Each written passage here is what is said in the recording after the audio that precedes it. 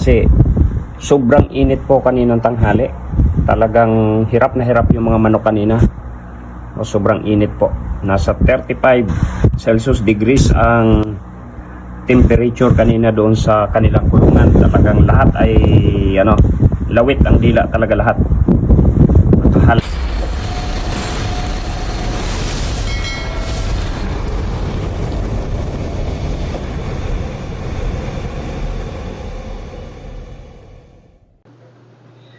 Isang mapagpalang araw ulit sa bawat isa sa atin dyan.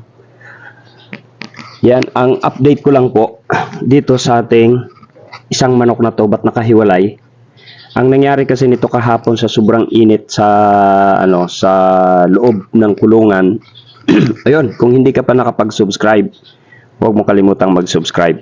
At patuloy na paki-share na rin lang po ng ating video para mas maraming makapanood. Doon sa mga nag-aalaga, hindi ko po nakita yung ganitong klaseng diskarte, basta't ginawan ko na lang siya ng paraan, baka sakali pang makasurvive. At ito na nga siya ngayon, malakas na siya, pero tuloy-tuloy na painom po ng gamot. Bali, ang nangyari kasi nito kahapon, sa sobrang init kahapon, ay umabot ng 35 Celsius degrees ang loob ng kanilang kulungan, at talaga pong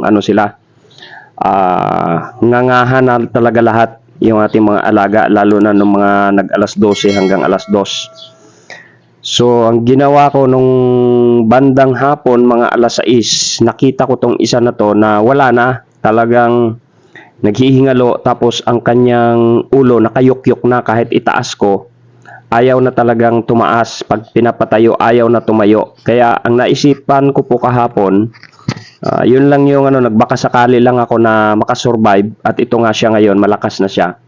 Ang ginawa ko rito ay binalot ko siya ng tela.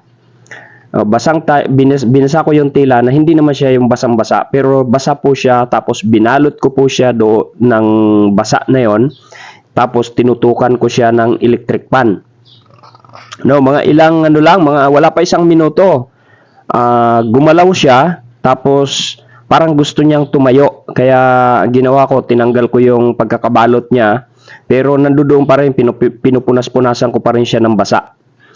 At yun nga, nakasurvive siya. Eto na siya ngayon, sana magtuloy-tuloy. Kaso nung makasurvive nga ay tapos ang ginawa ko pala ay pinainom ko siya ng matapang na talagang halos puro na dextrose. Pinainom ko po siya kahit ganun yung sitwasyon niya. In-inject ko po sa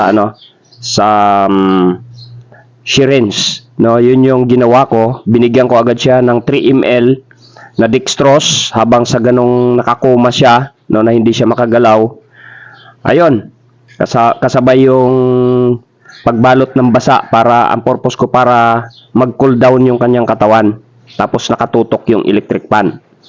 At yun nga, nakasurvive siya mula kahapon hanggang ngayon. Dito lang muna, hiniwalay ko lang muna siya, baka hindi ko muna isinama doon sa kulungan. Baka uminit na naman mamaya ng husto. Mabuti rito at meron din siyang sariling electric fan. Social. May sarili siyang maliit na electric fan. At ang gamot na pinapainom ko, kasi nga pagkatapos kahapon ay nakita ko na tumutulo yung sipon, yung tubig niya sa kanyang ilong. Siguro ito rin yung dahilan kung bakit di siya nakatagal kahapon, dahil meron talaga siyang sipon na hindi ko lang napapansin. At yun yung pagkatapos ng isinama ko sa ang ginawa ko muna, isinama ko yung dextrose sa Robistrip. Robistrip po ang ginamit kong gamot niya para sa kanyang sipon, sa kanyang survival. Tapos meron po siyang kasamang dextrose sa ganyang karaming tubig. Tinapon mo na. Wala pang 1/4 na tubig sa baso, wala pang 1/4. Ay 2 kutsarita na dextrose po ang aking inilagay.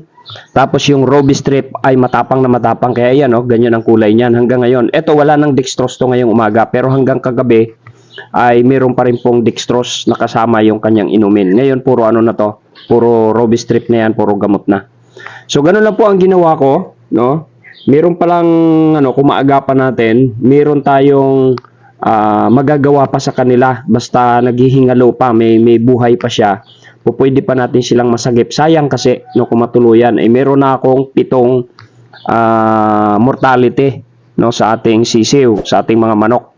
Kaya yun yung kinakabahan ko kahapon sa sobrang init kahapon talaga nga sila lahat. Nakatutok na 4 na electric fan. Pero sobrang init pa din. So kahapon naman siya lang yung medyo bumigay dahil siguro sa kanyang sipon. Kaya ngayon naka-quarantine siya. Naka-quarantine ito, nandito siya. Ayan. So robustry pa rin yan at meron din ako naka-quarantine na 3 doon sa loob ng kulungan na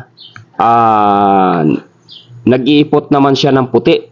No, yung una na Tipox ang ginamit ko, parang hindi siya umubra, kaya iba yung ginamit ko. Tara, tingnan natin doon kung ano na sitwasyon ng 3 na nandoon sa Naka-quarantine din po sila pero iba ang sakit. At ang ginamit kong gamot, hindi na po Tipox 48. So nag-iba ako ng gamot. Tingnan natin kung uubra yon pang tandang. Ano po? Tara.